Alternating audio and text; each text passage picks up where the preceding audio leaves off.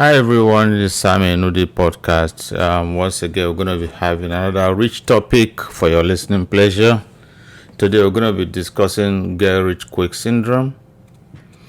This is one universal disease or topic that I think has eaten deep into the fabric of the global society.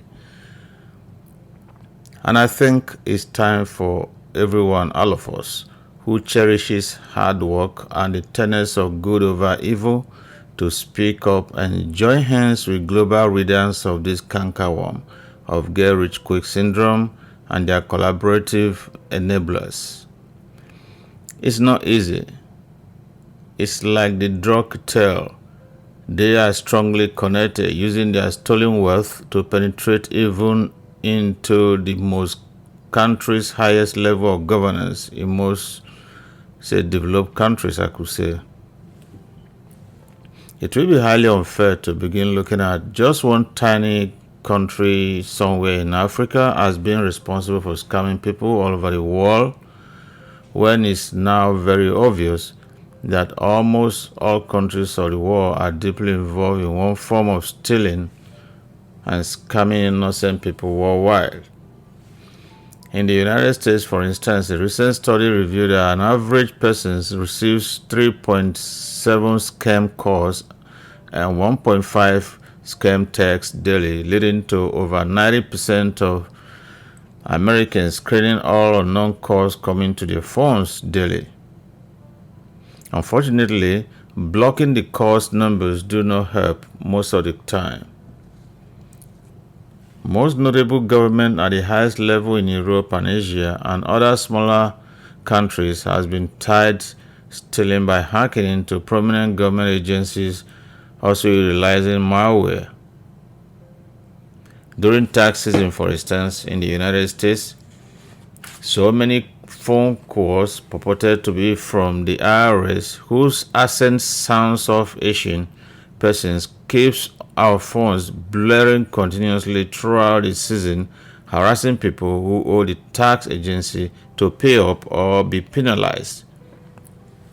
Millions of dollars have been stolen to this type of scam yearly, especially from those who are most vulnerable, such as the elderly, senior citizens, and persons with special needs who do not know any better. Also, in this category of scammers are those trying to take away your social security benefits if you do not comply, among many other schemes. In 2016, for instance, over 50 Indians were arrested in this tax scheme, the sentencing to a 20-year imprisonment of one of the kingpin, known as Patel. These persons also had 24 American enablers in this scheme.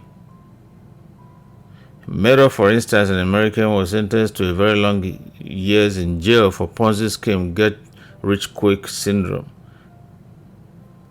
In 2014-2015, a top bank here in the United States opened fraudulent accounts in the names of its innocent customers, amounting to 3 million persons.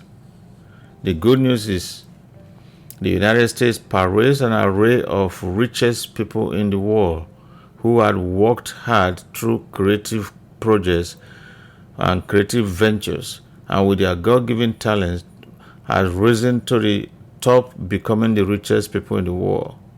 That said, I would like to challenge every scammer worldwide to point at least one scammer whose name is in the Forbes books of record as one of the richest persons in the world, and I believe none, except from any of the developing countries who are enablers of scamming scheme.